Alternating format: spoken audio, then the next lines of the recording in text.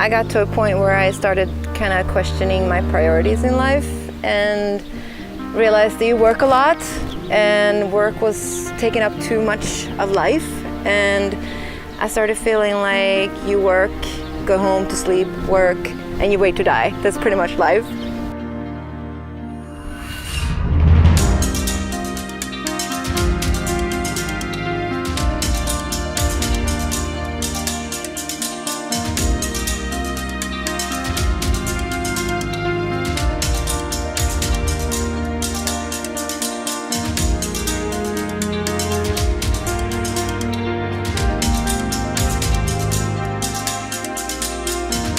You met all the nicest people which you can imagine. They're very friendly, they share, they care about each other, they help each other, and they push each other. You know, and just the curiosity and excitement of what's around the next corner. So I think for me what keeps me going is just knowing and anticipating that feeling of completion at the end.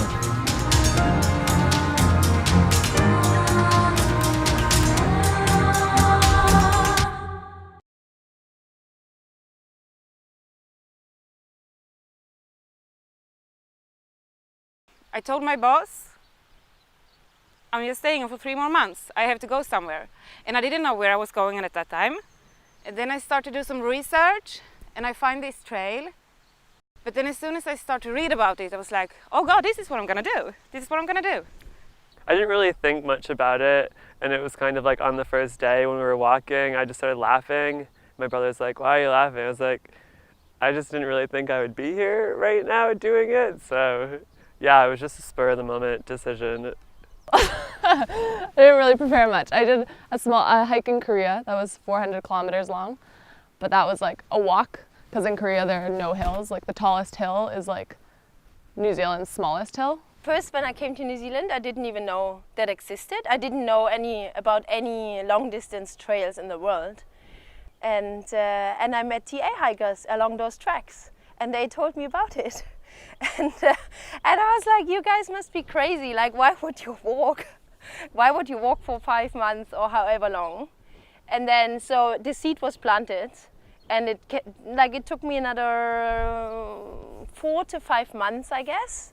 And then eventually I was like, I need to do this. Like, I purchased the book. There's this book from the Aotearoa, and it all started.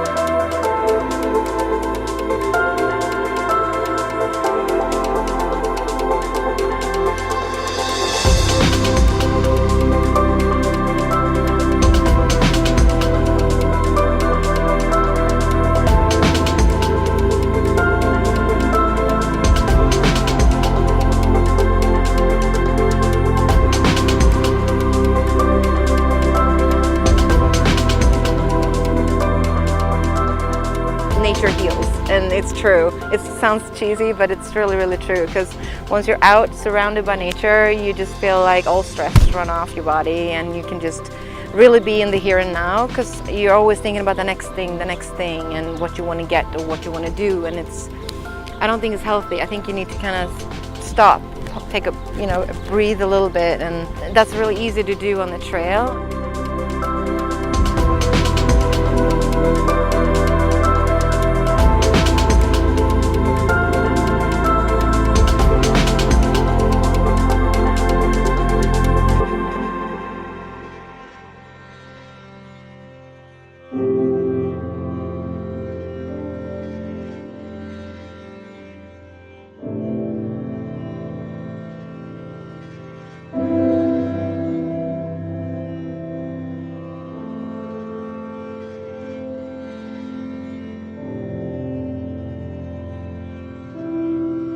The first day was hard to get used to the pack, because we normally don't have a 18 kilo pack on our backs. That was really the hardest things. You just had this really huge feeling of accomplishment when you got off the beach. You were like, yes, it's finally over, like no more beach, like finally we had to see something different than sand.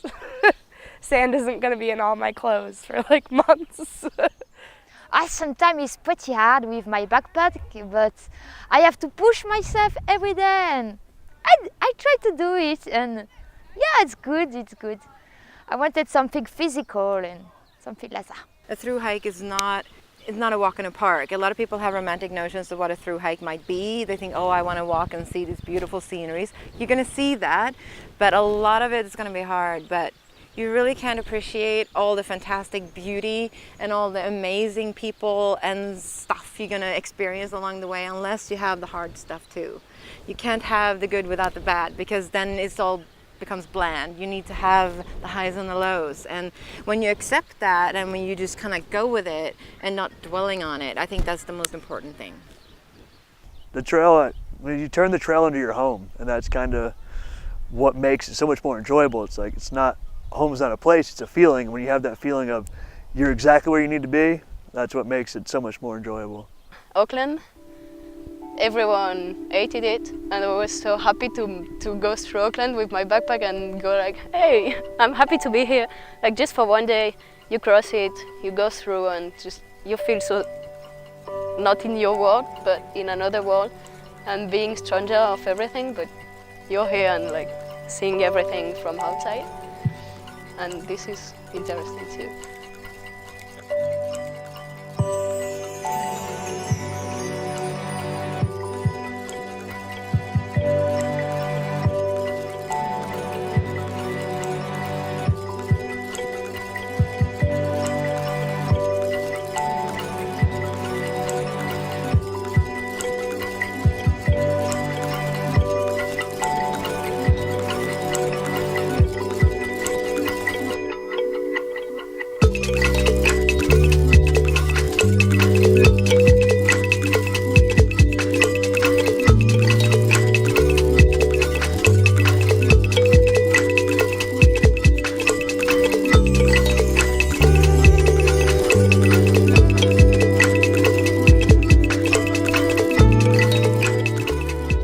I'm living in Berlin. Some friends of me, they're living 400 k's away. And I said once upon the time, I said, wouldn't it be nice to walk the 400 k's from Berlin to my friends? Just imagine 400 k's. But then, you know, I walked, for example, 4,000 k's from Berlin to Cap Finisterre. What do you think about the 400 k's? What I'm thinking about the 400 k's by now? 400 k's? Yeah, 400 k's, I'm just walking 400 k's, it's okay. So the relation, I don't know if it's the right word, the relation, it moved, you know? So what I want to say is just about the limits in our heads. We set the limits ourselves. Well, I like a challenge, and once I've embarked on a challenge, I like to meet it, and that's sort of what's going on here. You know, I suppose you could say I'm not a quitter, but I wouldn't be foolish enough just to carry on doing it, just to not quit. I'm trying to be sensible and keep safe. For me, I think the hardest part are like the really jagged, exposed rocks where you have to kind of scale around it. I'm really clumsy, and sometimes I fall 20 times in an hour, and so being on a big exposed rock like that, knowing that if I fall I'm in big trouble, that is for me, like, it's scary, and so I think that makes it harder. It's not even that it's physically hard, but mentally I think it's hard. Yeah, that's what people keep saying, and I hope the next section isn't quite as hard. You know, you read the trail notes, and the language is very specific. You know, when it says steep or very steep, you know, they're not kidding. And when it said, you know, some hikers might find it challenging, you know, it's very difficult. Most people might cry, but it's definitely something to consider. You know, New Zealand tramping is not something that you know, many people I think are familiar with, having hiked, you know, in various places in the world. It is very difficult.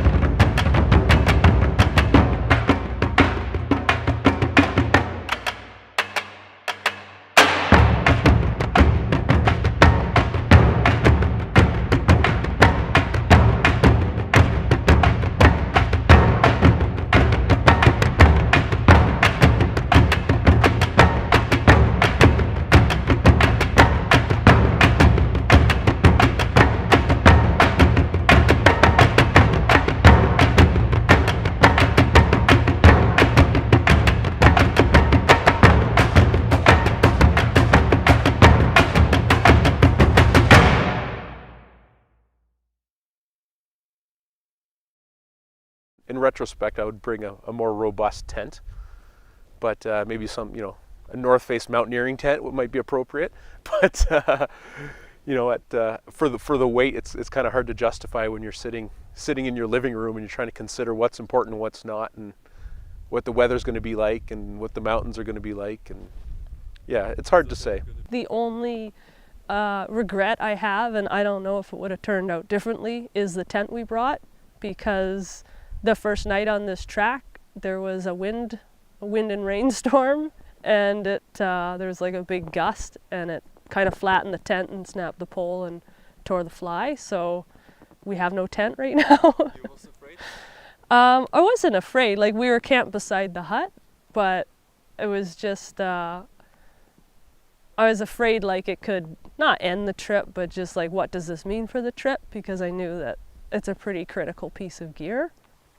The huts definitely in the South Island were really unique, and I've never hiked such a long distance trail, but just knowing that you're able to go like 3-4 days into the backcountry and know there's a shelter for you, like that's what made those rainy days easy, or not easy, but made them good, because you knew you were walking to a hut and all you had to do was push to the hut and you'd get out of the rain. So definitely New Zealand's hut system with, I think, almost 1,000 huts, like just make the trip really special. Windows wide, the curtains fly to catch the evening breeze. Without you here to keep me warm, believe I'd rather freeze. Believe I'd rather freeze. And how long can we walk that line between the sea and sand? How long can we bide our time for dreams we never planned? For dreams we never planned. When the sky said the winter time is coming on, and you cry to see a shadow, babe, it's growing long across the lawn. Oh yes, well actually the food's pretty important, and not just from calorie point of view. Hey, you've got to survive as a human being as well, so all aspects of nutrition need to be thought of. And not necessarily, the food that's good for energy isn't necessarily good for adequate nutrition. The taste is also important, and I can tell you that I'm getting a wee bit tired of most of the food. It's great to stop in a nice place like this. We're going to have lunch in a few minutes with some folks, and I think, well, I'm looking forward to that. The food on the trail, yeah, it gets a bit much the same. Good food, definitely. Yeah, good food, like healthy food, salad. Like I'm vegetarian, so this is a bit difficult. Like the limited food options you have on the trail. I'd say this is almost on top of my list, what I do miss from home. When the sky said the winter time is coming on, and you cry to see a shadow, babe, it's growing long across the lawn, another song.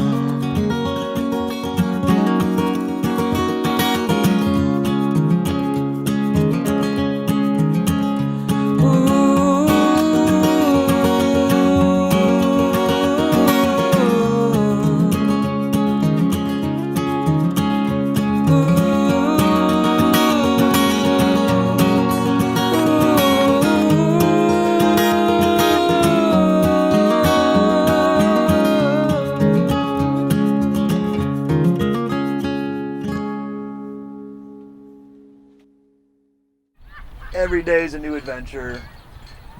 Every person you meet has an amazing story.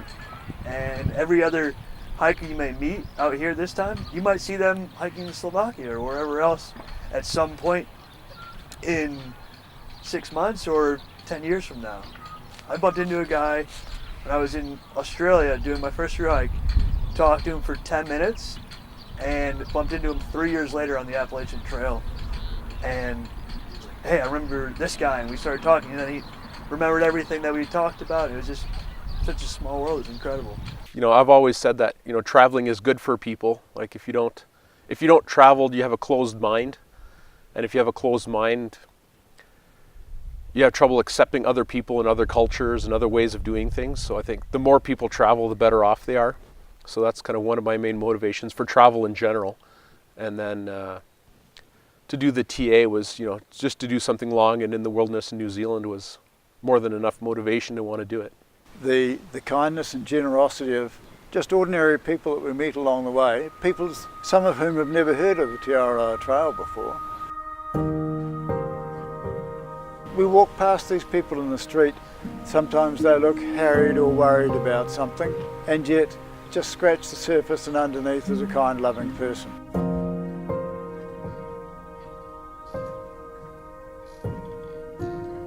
Yeah, I think I've become a little bit more respectful of a wider range of people than I might have previously. So rather than a favourite place, a favourite thing would be the people.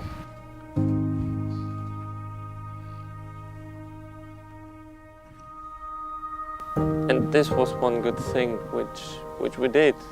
This journey, like everybody, which you've seen in this movie, everybody had a reason to walk.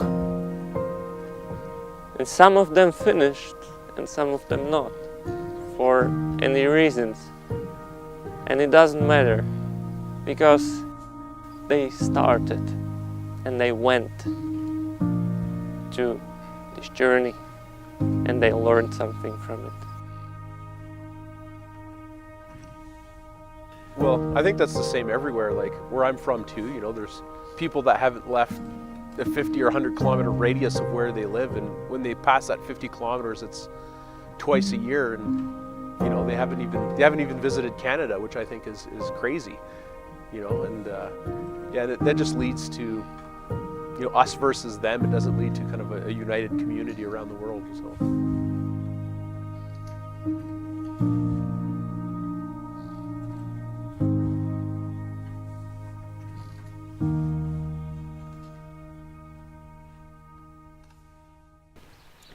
You don't need all the crap in your life. You need so few material items, things, to be comfortable, to be happy, to be content. You really don't need much. So simplify my life, or simplify how you live, and not making things so complicated. And most of all, don't be afraid to be now, here, in the present, because life is not a destination, it's what we do now. It's all the little things, the hard, the good and the bad. That's life. You can't wait for, oh, my life will be good when. This is life. Enjoy this now, because it's gonna be gone. And I believe we have one life, but if you live it well, that's all you need.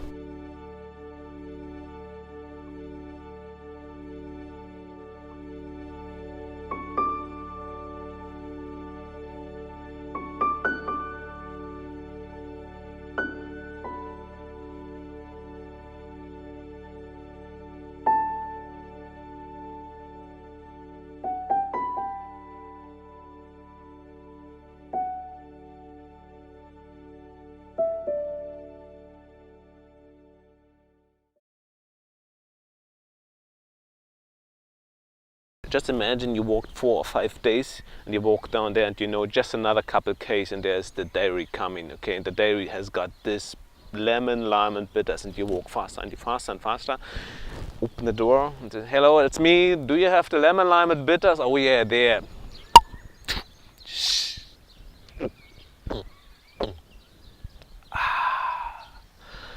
And everything is fine. That's it. Believe it. Why not? Maybe you can order a hamburger. No? We did in Mangamuka.